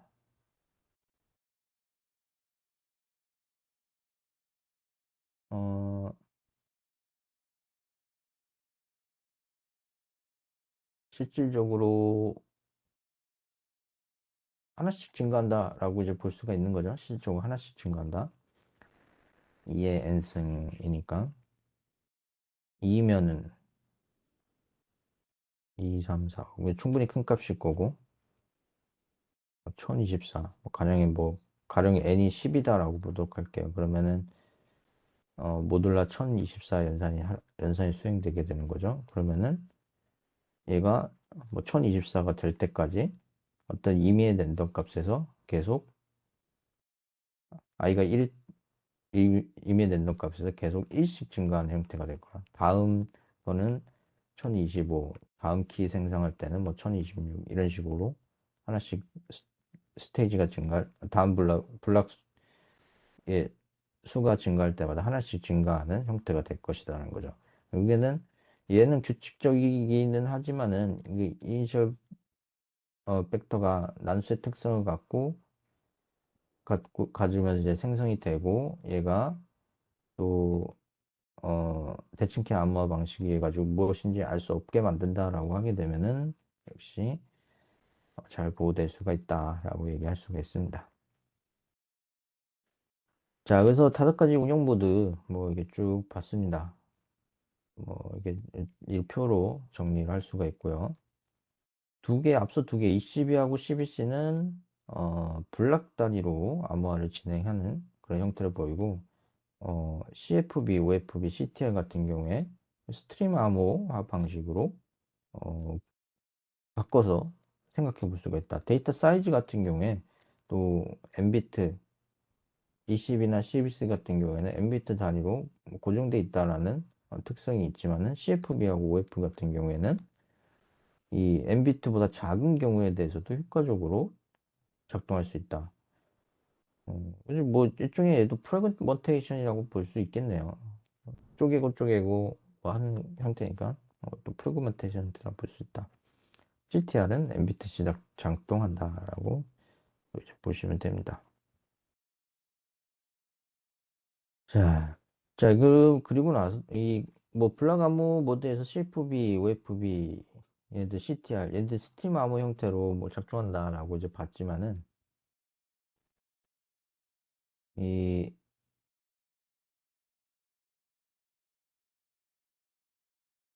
실제로 어 RC4 그리고 AO A51이라는 이 스트림 암호화 방식이 실제로 이제 통신 시스템에서 사용됐던 이 RC4 그리고 A51이라는 그 스팀 암호 방식이 존재하게 돼요. 얘들에 대해서 이 8장 2절에서 이제 보도록 할게요. RC4라는 것은 RC4라는 스트림 암호 방식은 바이트 단위 스트림 암호예요. 평문 1바이트짜리를 키 1바이트가 익스클루시브화돼서 암호문의 1바이트를 생성하는 형태입니다. 이 RC4에서는 상태라는 개념이 존재하게 돼요. S0부터 S255까지 즉 1바이트니까 이에 8승 해가지고 총 256개의 비트에 대한 상태 개념이 정의가 된다라고 일단 보시면 됩니다. 일종의 뭐 어, 구성 요소다라고 보시면 돼요. 우리가 AES에도 뭐 스테이트에 대한 거에서 언급을 했죠. 그거하고 좀 비슷하다라고 이제 보시면 됩니다. 거의 같다라고도 볼 수 있죠. 자, 그래서 이 스트림 암호에서 이 RC4 스트림 암호에 대한 개괄적 암호화 과정을 이 그림에서 보면은 다음과 같아요. 일단 키 값이 있고요. 역시 이 스테이트 정보가 있고 여기하고 동일한 길이를 갖는 키에 대한 정보가 역시 256개의 6비트짜리가 존재하게 됩니다. 8비트 단위로 암호화 1바이트 단위로 암호화, 즉 8비트 단위로 암호화를 8비트래. 1바이트 단위로 암호화를 진행하기 위한 그 정보다라고 이제 보시면 되는 거죠. 256개의 키 정보를 포함하기 위한 것이라 보시면 되는 거죠. 자, 그래서 최초 이 처음 스테이트는 에 대한 이 치환이 초기화 단계에서 진행이 됩니다. 그리고 이 치환한 값을 이용해 가지고 그 값을 중에서 8비트 값을 어, 키 값을 사용해서 역시 앞서 봤던 뭐 CFB나 OFB처럼 그 키 값을 익스클루시브와 연산하는 형태로 암호화를 진행하는 것이 이 RC4 방식이다라고 할 수가 있어요. 자, 그럼 각 단계에 대해서 약간 개괄적으로 봤고 각 그 단계에 대해서 어떻게 진행하는지 한번 보도록 하죠. 일단 초기화는 두 개의 단계로 수행이 돼요. 자, 수도코드로 설명하도록 하죠. 이 스테이트 정보 SI는 i가 0부터 255, 즉 0부터 255까지 순차적으로 채우는 그런 초기화 단계를 일단 수행해 줍니다. 그리고 키에 관한 테이블에서는 이 키 값을 키의 길이로 모듈화한 연산을 갖게 돼요. 자, 이렇게 되면은 이 키 값이 적절하게 설정이 된다라고 하게 되면은 ki에 있는 값은 어, 난수처럼 보일 수가 있어요. 난수처럼 보일 수가 있습니다. 자, 그리고 인덱스 두 개를 가져요. 하나는 J, 다른 하나는 I 두 개를 갖습니다. 자, 이게 퍼뮤테이션 과정인 첫 번째 초기화 퍼뮤테이션 과정인데 어떻게 하냐? 일단 J 값이 어떻게 바뀌는지 보도록 할게요. SI에서 I 값을 인덱스로 하는 SI 값을 가져옵니다. 그리고 K 값을 I 값을 인덱스로 해가지고 K에 있는 값을 가져옵니다. 그리고 얘를 기존 J하고 더해요. 더한 다음에 얘를 256 모듈화 현상 결과를 J 값으로 취한다는 거죠. 자, 그리고 이 J 값이 그러면은 이 J하고 SI하고 KI 값이 이용해가지고 뭔가 난수 같은 특성을 갖는 역시 J를 만들어준다라는 개념으로 보시면 됩니다. 그러니까 이것도 예측하기 어렵게 하기 위함이다라고 이제 보시면 되는 거죠. 자, 그 다음에 이 J 값하고 I 값을 바꿔서 J 값에 있는 인덱스 J로 하는 S 값하고 인덱스 I로 하는 S 값하고 바꿔가지고 취한을 해준다는 것이 이 초기 단계의 두 번째 단계에서 해준 일이다라고 이제 볼 수가 있다는 점. 자, 그러다가 키스트림은 어떻게 생성하냐? 역시 I하고 J 값을 이용해줘요. I 값에서 하나 더 해준 다음에 모듈화 256 연산 해준다. 이렇게 되면은 256 단위로 순환을 하겠죠. 자, J 값은 이 바뀐 I 값을 인덱스로 한 값을 에다가 기존 J 값을 값으로 더한 값 더한 다음에 256을 모듈화 연산한 값으로 바꿔준다. 그 다음에 I하고 J 값을 인덱스로 하는 S의 값을 수합해준다. 교체해준다. 자, 그리고 이 부분이 이제 핵심입니다. 수합해준 다음에, 그럼 여기서 상태 정보가 또 이제 바뀌게 되겠죠. 스테이트 정보가. 인덱스를 뭘로 이용하시는 분이에요? 역시 S에 있는 값을 K 값으로 가져올 건데, 이때 뭘로 하냐? SI 값하고 SJ 값을 더해가지고, 모듈라 256 연산한 값을 인덱스로 한 값을 K 값으로 만든다는 점입니다. 막 꼬은 것이다 라고 이제 볼 수가 있는 거죠. 자, 얘를 그래서 쭉 수도코드로 쭉 한 것이 이 알고리즘 8.6 RC4에 대한 알고리즘이다 보시면 됩니다. 그래서 치환하는 과정을 에 대한 정의가 이렇다라고 그냥 이제 보시면 되는 겁니다. 자, 그래서 이 치환 규칙에 의해 가지고 가령 스트링 키의 모든 바이트가 0인 비밀키를 사용한다. K 값이 그 라지 K에 있는 값이 모두 0인 경우다라고 이제 보시면 되는 거죠. 그 경우에 대해서 영어 키스트림 K를 총 20개를 뽑았을 때 계산해 보면 어떠냐 이런 특성을 갖는다는 거죠. 자, 이런 얘기를 우리가 예절 8.5에 대해서 이런 얘기를 왜 하냐? 우리가 그 이전에 DS에 대해서 얘기했을 때, DS에 대해서 얘기할 때 취약키 쌍이라는 것이 존재한다라는 것을 확인했었어요. 어떤 이 키값, 어떤 특정 키값에 대해서 약간 다른 얘기일 수도 있긴 하지만은 어떤 특정 키값을 이용해가지고 특히 뭐 0000 같은 아주 단순한 형태, 뭐 이런 값을 000이 반복된 단순한 형태, 이런 값을 이용해서 암호문을 했을 때 암호문도 라운드별로 반복되는 특성을 보인다. 라운드 키별로. 뭐 이렇게 그런 거에 대해서 이제 봤었죠. 패턴이 보인다. 즉 암호문에서 어떤 결과가 패턴이 보인다. 암호 알고리즘에서 결과 패턴을 보인다라는 것은 그것이 이제 보안적 측면에서 취약하다라는 것을 보일 수가 있다는 점이죠. 야, 그래서 그거하고 비슷한 맥락으로 이 키스트램에서 키 값을 생성해 봤는데 20개까지 그 경우에 마치 DS에서 취약키쌍하고 비교되는 000이라는 단순한 키 값을 이용했을 때에도 그 결과가 즉 그 생성된 키의 결과가 패턴을 찾을 수 없는 난수의 특성을 보인다는 것을 이 예제 8.5가 얘기하고 싶다라는 거예요. 예전 8.5를 통해서 얘기하고 싶다는 겁니다. 예제 8.6은 여기서 조금 심화해서 비밀키가 15, 202, 3368로 구성된 경우에 대해서 즉 5바이트로 구성된 경우에 대해서 키 스트림을 생성하게 되면은 이렇게 된다. 그래서 난수적인 특성을 보인다는 것이 보다 더 명확해진다는 것을 확인할 수 있다는 겁니다.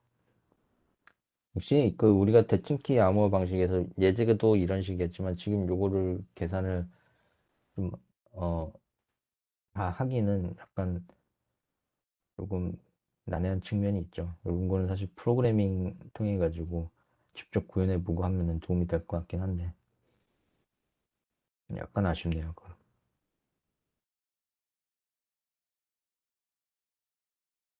아까 R14에 대해서 봤고 그러면 A4 1 얘 패밀 A5 A4래 A5 패밀리 A5 1 A5 패밀리 중 하나인 스트림 A5 패밀리 계열 스트림 암호 중 하나다라고 이제 보시면 됩니다.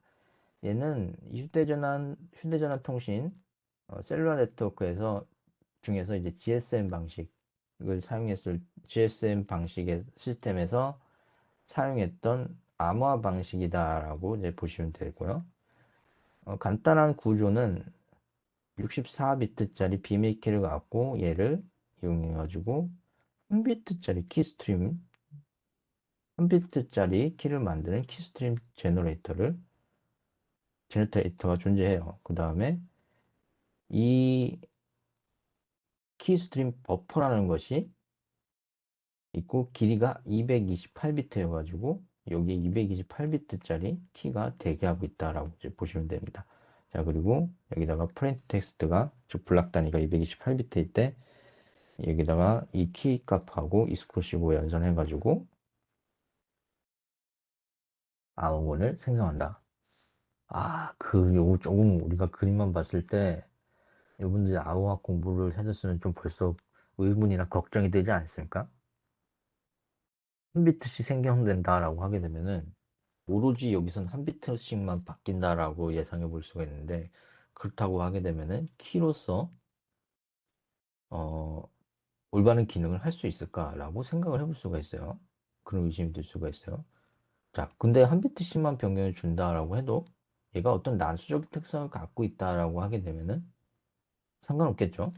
어떻게 그래서 A5 E1 이 스트림 암호 방식이 어떻게 이 키스트림 버퍼의 난수적인 특성을 갖는 키 값을 생성하는지에 대해서 거기에 초점을 맞춰가지고 얘를 이해해 보면은 좋을 것 같습니다. 자, 그 핵심 키 생성기에 대해서 보도록 할게요. A51은 우리가 지난 5장에서 봤던 LFSR을 이용하게 돼요. 이 시험 문제에서도 우리가 했었죠. 그 제가 문제 잘못 낸 거. 제가 문제를 잘못 내가지고 여러분들 기억 속에 많이 남지 않았을까. 저는 그걸 이제 긍정적인 생각을 미안합니다. 웃겨주겠네. 자, 일단은 이 LFSR에 대한 그 레지스터가 한 개로만 구성되어 있지 않아요. 이 A51은 세 개로 구성되어 있습니다. 그 퍼스트, 세컨드, 서드가 있는데 퍼스트는 총 19비트, 그리고 세컨드는 22비트로 구성되어 있고 서드는 LFSR 서드는 23비트로 구성되어 있어요. 기억 당식으로 표시하면은 이런 식으로 되어 있고요. 자, 뭐 뒤에서 한 번 더 얘기할 거지만은 특이하게 클락 비트라는 것이 있습니다. 클락킹 비트라는 것이 있습니다. 각각 클락킹 비트 하나씩을 갖고 있어요. 자, A 값이 클락킹 비트 값이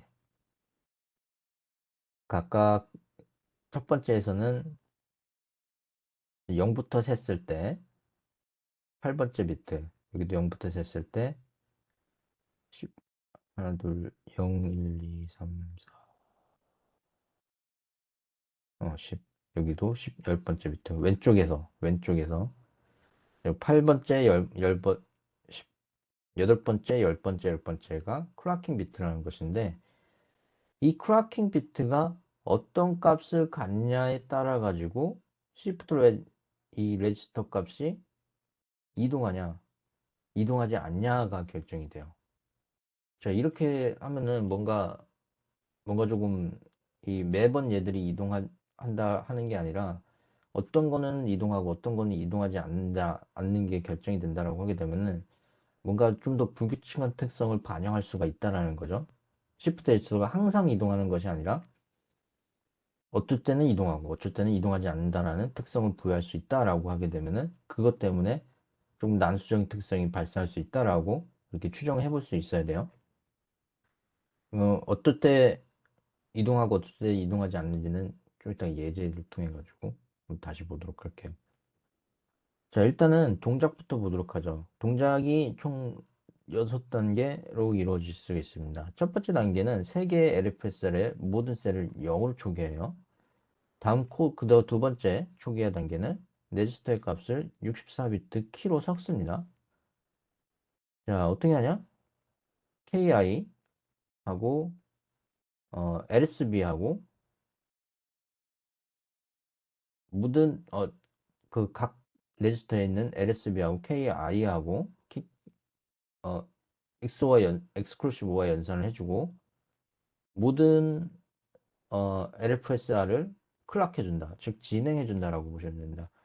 여기 클락이라는 용어가 선뜻 다가오지 않을 수가 있다라고 있을 수도 있다라는 생각이 드는데 뭐 여러분들 이제 논리회로나 디지털 논리회로나 또는 뭐 컴퓨터 구조에서 이제 뭐 회로 같은 것도 좀 설계해 보셨잖아요. 그래서 뭐 클락을 논리회로에 연결하게 되면은 뭐 이렇게 한 칸씩 뭐 논리회로에 따라 가지고 뭐 1값을 뱉어내고 다시 뭐 다음 틱에서 0값을 뱉어내고 다음 틱에서 1값을 뱉어내고 다음 틱에서 0값을 뱉어내고 요거는 이제 비슷한 맥락이라고 이제 보시면 될 것 같아요. 그래서 클락이라고 모든 세 개의 LFSR을 클락한다라는 것은 LFSR을 이동시킨다라고 이제 진행시킨다라고 이제 보시면 됩니다. 다음으로 22비트 프레임 넘버를 이용해 가지고 이전 과정을 반복한다. 자, 그래서 0개부터 21개까지 22비트 프레임 넘버라는 를 이용해서 반복을 하기 위해서 이 0부터 20일까지 반복만에 다음과 같은 동작을 해준다. 레프트 LSB 프레임 넘버 나는 있는 값을 x5와 연산해주고 클락을 진행시켜준다. 클락해준다. LFSR을 진행시킨다. 라고 이제 보시면 되고요. 자, 네 번째는 100사이클 동안 전체 생성기를 클러킹 해준다. LFSR 3개를 다 클러킹 해준다는 거죠.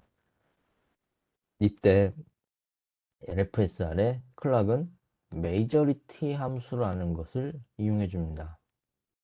메이저리티 함수도 뭔가 이 클락이 어쩔 때는 클락이 생성하는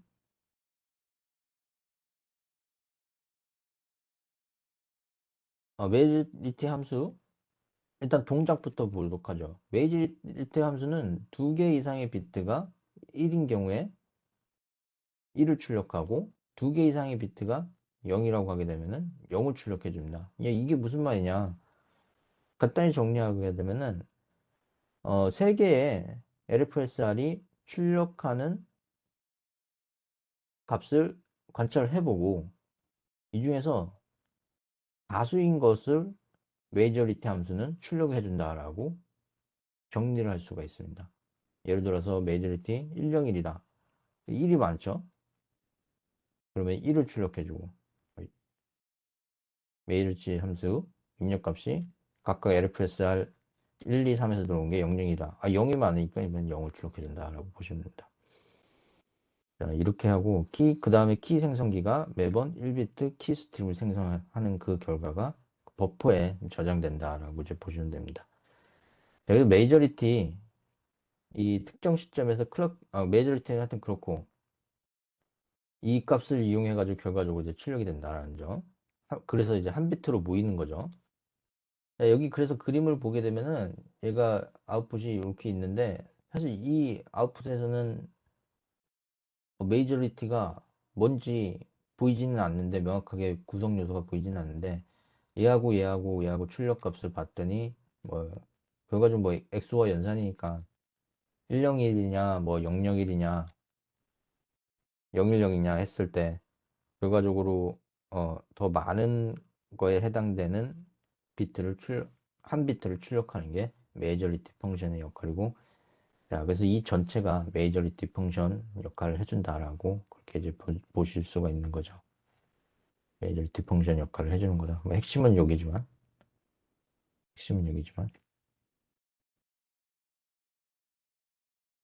여기서 B1, B1, B2, B3 메이저리티 펑션 여기라고 보시면 되는 거죠. 자, 그래서 한 비트짜리 생성해준다. 자, 근데 클럭킹 비트, 아까 얘기하다 말았죠. 특정 시점에 클럭킹 비트가 일정이다. 그럼 어떤 LFSR이 클럭이 되는가? 즉, 이 클럭킹 비트는 이동해야 되는 LFSR하고 이동하지 않는 LFSR을 결정하는 비트라고 했어요.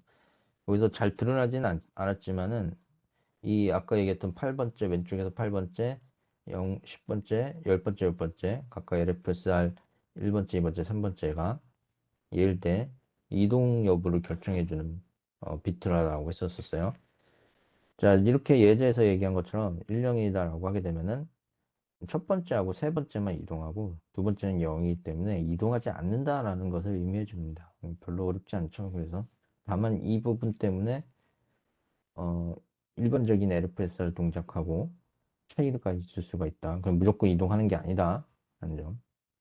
이것 때문에 불규칙성이 생길 수가 있다. 자, 그래서 암호화, 복호화 관점에서 어, 디스커션을 해보자. 키 생성기로부터 생성된 비트 스트림은 암호문 프레임을 생성하기 위해서 평문 프레임하고 익스클루시브화하기 위한 228비트 키를 형성하기 위해서 버퍼에 저장된다. 동시에 한 프레임에 대해서 암호화 복호화가 진행된다. 프레임이란 단어가 있는 거죠. 단위가 있는 거죠. 자, 기타. 키 관리 관점에서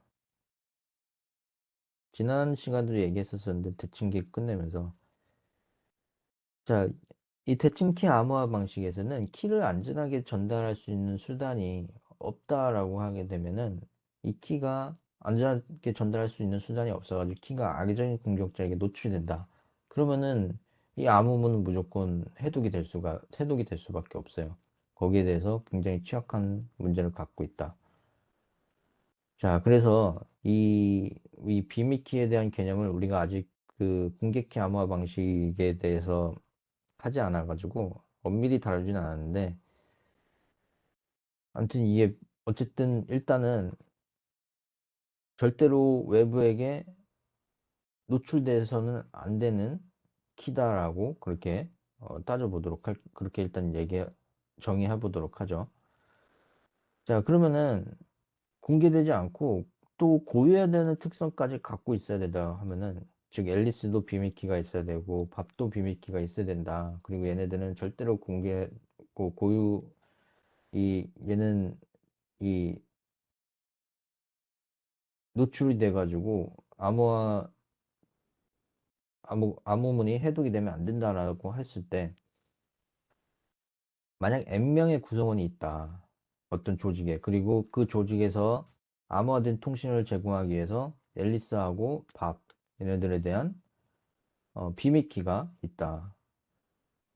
자, 근데 이 비밀키가 앨리스하고 밥 둘이만 있다면 상관이 없는데, 앨리스도 있고 밥도 있고 뭐 철수도 있고 영희도 있고 짱구도 있고 A씨도 있고 B씨도 있고 C씨도 있다라고 해요. 그러면은 앨리스는 얘하고도 있어야 되고 얘하고도 있어야 되고 얘하고도 있어야 되고 얘하고도 있어야 되고 서로 비밀키 쌍을 갖고 있어야 돼요. 자, 이렇게 되면은 상관이 없는데, 여기도 똑같이 밥하고 철수, 영희, 그리고 A씨, B씨, C씨, 얘네들도 역시 각각 하나씩 다 비밀키 쌍을 다 갖고 있어야 된다는 거죠.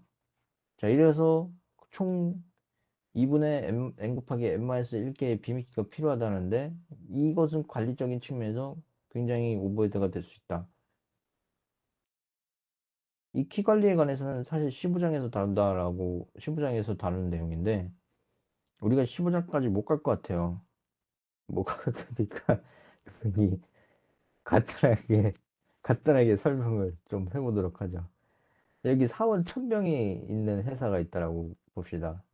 1000명의 사원 한 사람이 자신 이외에 999명하고 통신할 가능성이 있다라고 하게 되면은 통신용 키는 1인당 999개 필요하죠.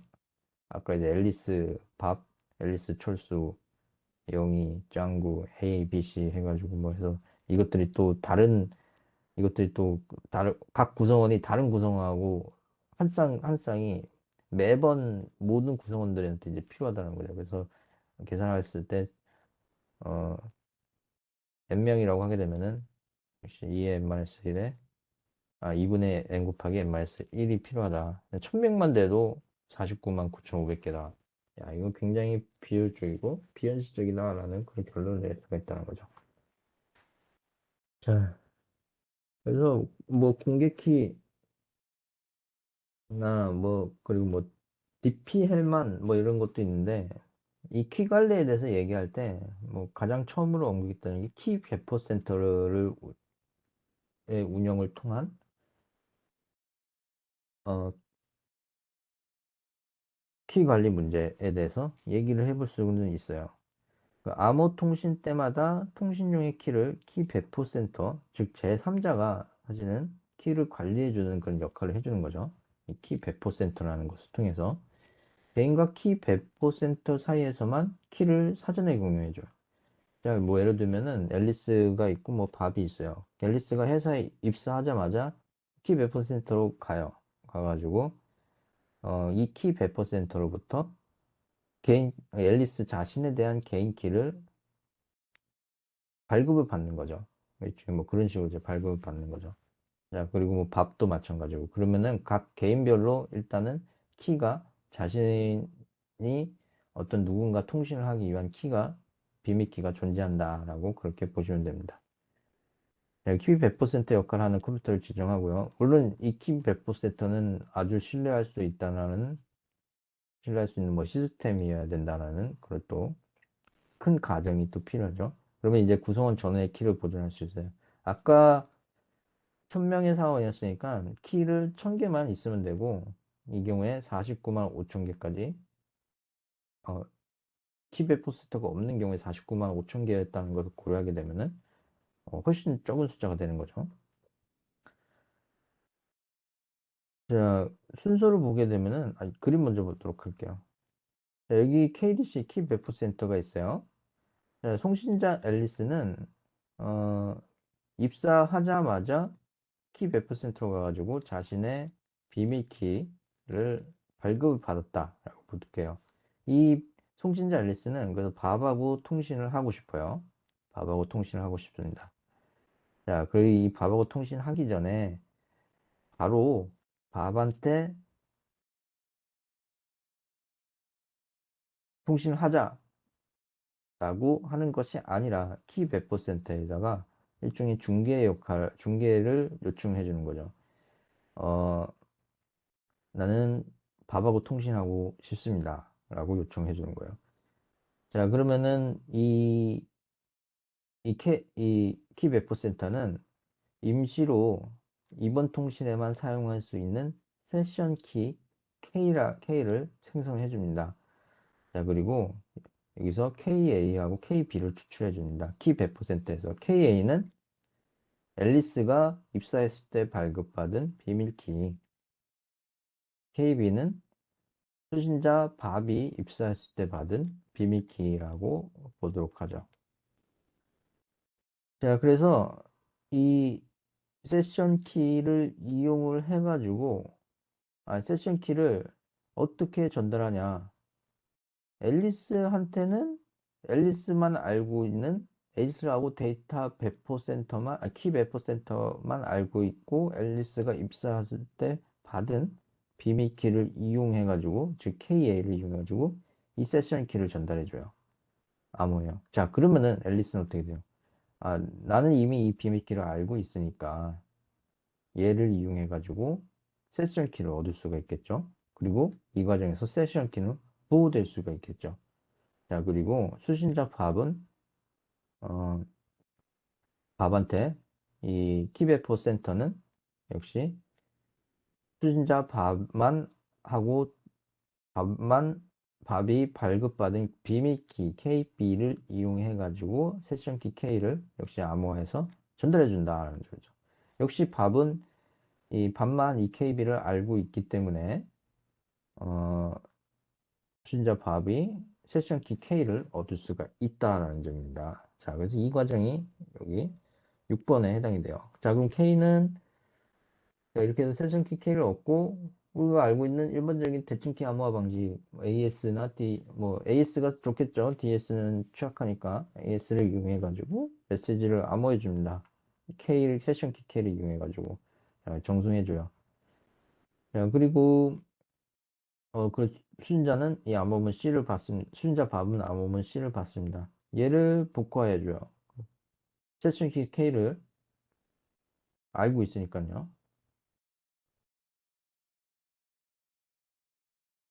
네, 세션 K를 알고 있으니까 얘를 K 값을 이용해서 복구해줘서 본래 메시지를 얻는다라는 거죠.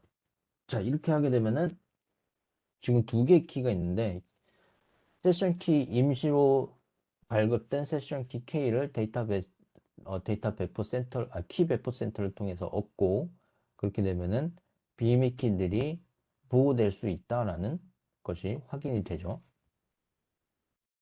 여기서 이제 이 키 배포 센터 없이 이것이 이제 키 관리에, 키 100%를 이용한 키 관리에, 한, 한, 하나 이제 좋은 시나리오라고 볼 수가 있고, 이 키 100%가 없어도 공개 키 암호, 즉 공개가 돼도 괜찮은 암호를 이용해가지고 서로 키를 공유하는 방식이 바로 이제 공개 키 암호화 방식이다라고 할 수가 있습니다. 나중에 보도록 하죠. 어쨌든 이 키 배포 센터 뭐 이것만으로도 완벽하게 문제가 해결되지가 않습니다. 왜냐? 지금 뭐 1000명의 사원인 경우 얘가 없는 경우에 대해서 49만 5천 명보다는 훨씬 더 오버헤드가 작지만은 관리에서 사용되는 비용이 작을 수 있겠지만 여전히 이 수가 증가한다라고 하게 되면 구성원 수가 증가한다라고 하게 되면은 키 배포 센터 역시 부하가 발생할 수 있다. 또한 뭐 저장적인 측면뿐만 아니라 키를 관리해야 되는 측면뿐만 아니라 예를 들어 뭐 동시에 수많은 전송이 요청이 발생한 거나 할 때 어떤 처리량의 한계가 있겠죠. 뭐 그런 측면에서도 문제가 될 수가 있다. 또한 키 배포 센터가 어 뭐 여기 세션 키를 만들고 또 이제 비밀 키를 출출하고 이런 부분이 고장난다라고 하게 되면은 암호 통신이 마비된다. 뭐 추가적으로 키 배포 센터를 공격해가지고 비밀 키들을 다 취득할 수도 있겠죠. 해커들이. 뭐 그러면 또 이제 문제가 될 수 있다. 라는 얘기를 할 수가 있습니다. 다음으로 키 생성 문제.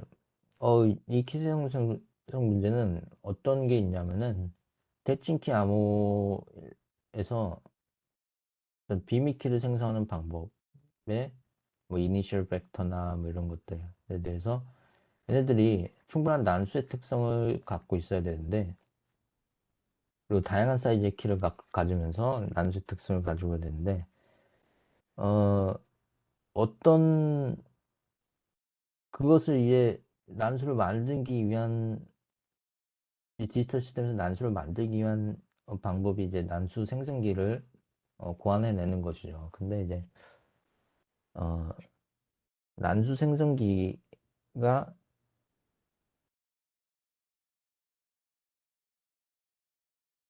난수 생성기가 이 문제가 있으면은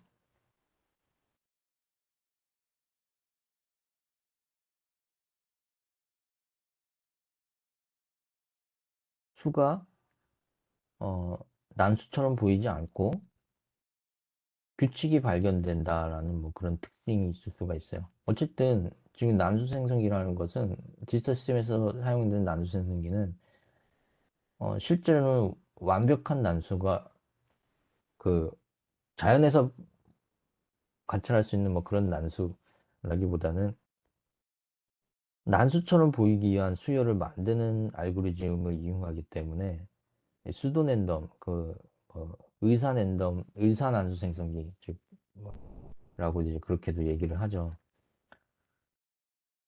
그래서 얘가 난수 생성기가 약하다라고 하게 되면은 어, 긴 길이의 난수의 특성을 갖는 긴 길이의 수열들을 만들기가 어렵다라는 뭐 그런 문제들이 있습니다. 마치 난수 생성기도 이 암호화에서 키값처럼 또 시드 값이라는 것을 알게 되면은 아마 뭐 이거 다 아실 거예요. 뭐 시드 값이 동일하게 되면은 수열 자체는 난수처럼 보이겠지만은 동일한 수열이 반복이 돼요. 난수처럼 보이는 동일한 수열이 반복이 돼요. 어떤 난수 생성기든 간에. 그래서 뭐 그런 문제 있고 뭐 예전에도 한번 얘기한 적 있지만은 이 사물 인터넷 기기 같은 경우에서는 하드웨어 성능이 이, 이, 이 소형으로 가면 갈수록 조금 부족한 측면이 있어가지고 IoT 기기 간 암호화 통신할 때 난수 생성기가 약해가지고 추측할 수 있는 난수를 만드는 바람에 그런 게 취약점이 발생하기도 한다. 라는 그런 이제 최근에 사물 인터넷 관련된 보안 이슈들도 있었습니다. 자, 아무쪼록 뭐 여기까지 어, 진행하고요. 과제가 과제를 이제 내드릴게요. 뭐 어쨌든 뭐 이번 주 수업 시간에 뵙도록 하겠습니다. 네, 감사합니다.